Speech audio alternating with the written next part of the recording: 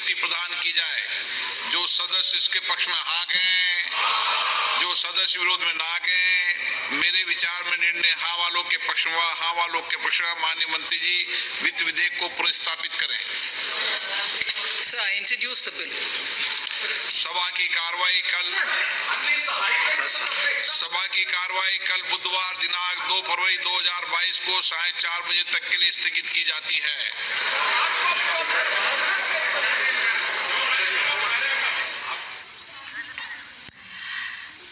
तो देश के वित्त मंत्री निर्मला सीतारमण ने अपना चौथा बजट पेश कर दिया है। उन्होंने अपना चौथा बजट और मोदी सरकार का ये 10वां बजट पेश किया है और इस 10वें बजट के साथ ही निर्मला सीतारमण ने लोगों की अपेक्षाओं पर कितनी वो खरी उतरी है, इसे लेकर जो बड़े ऐलान है वो एक बार आपको बता देते हैं। जो बड़े ऐलान इस बजट में किए गए हैं, किस तरह से आईटी स्लैब में कोई बदलाव नहीं है। पिछले 8 साल से आईटी स्लैब में कोई बदलाव नहीं था। इस बार उम्मीद की जा रही थी कि शायद आईटी स्लैब में कोई बदलाव हो, लेकिन टैक्स स्लैब में कोई बदलाव नहीं किया गया है।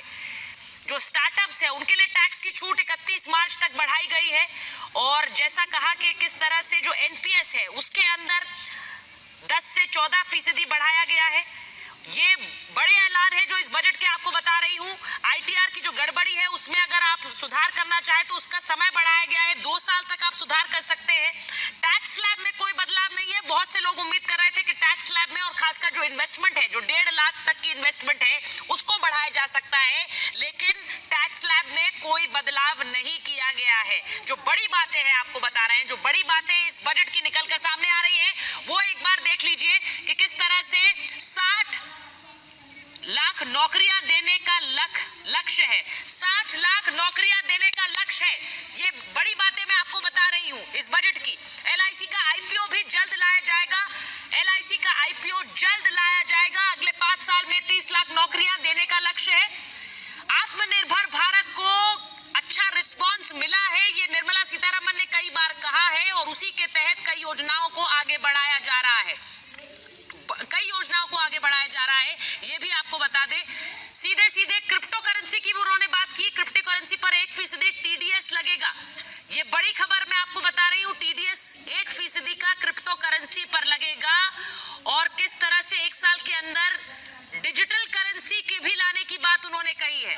डिजिटल करेंसी लाने की बात निर्मला सीतारमण ने कही है। किसानों के लिए डिजिटल सर्विसेज का ऐलान किया है निर्मला सीतारमण ने। बड़ी बात यह कि इनकम टैक्स में कोई बदलाव नहीं है। आंगनवाड़ी और पोषण 2 की शुरुआत का उन्होंने ऐलान किया है। इनकम टैक्स स्लैब में कोई बदलाव नहीं है, लेकिन इसी के साथ साथ कई और ऐसी योजनाएं जो कि कृषि क्षेत्र को बढ़ावा देती हैं। उन्होंने बार-बार कहा कि इस कोरोना के समय में हमारे देश की आर्थिक व्यवस्था और गति कम नहीं हुई है और उसका बड़ा कारण